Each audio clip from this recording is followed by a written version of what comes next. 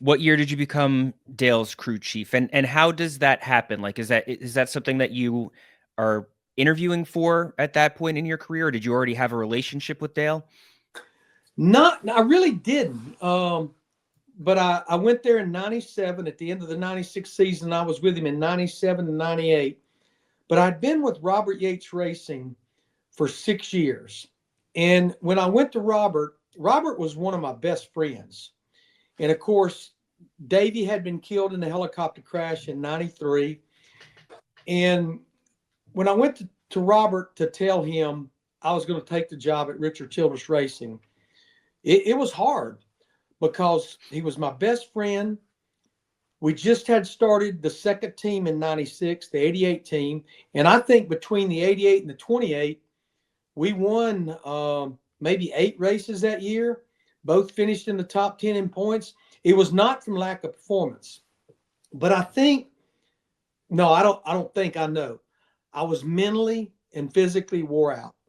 To go through losing Davey in 93, not only the race car driver that I had a lot of success with, but he too was one of my best friends. He and his wife Liz are my son's Brandon's godparents, and my wife Linda and I are Robbie Allison's godparents, Davey and Liz's son. We were best friends.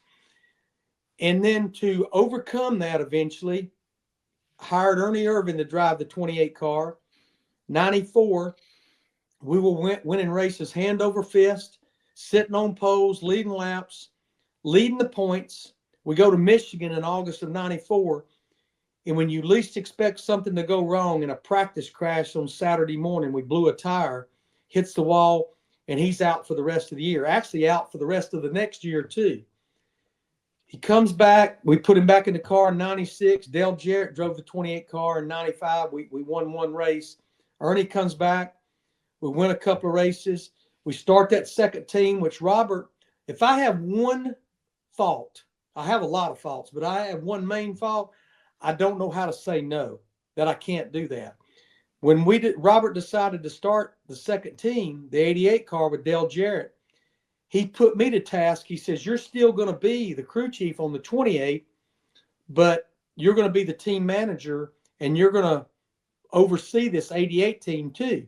Now, he compensated me for doing it, but by the time 96 had come to an end, I just was mentally and physically spent.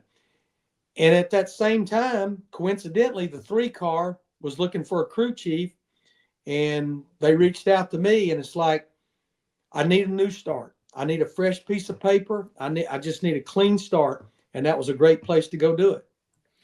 So you take over in 97. Dale wins the Daytona 500 in 1998.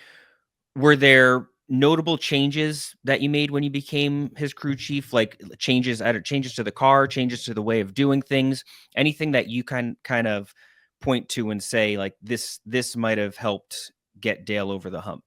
Well, I think there were some things that helped.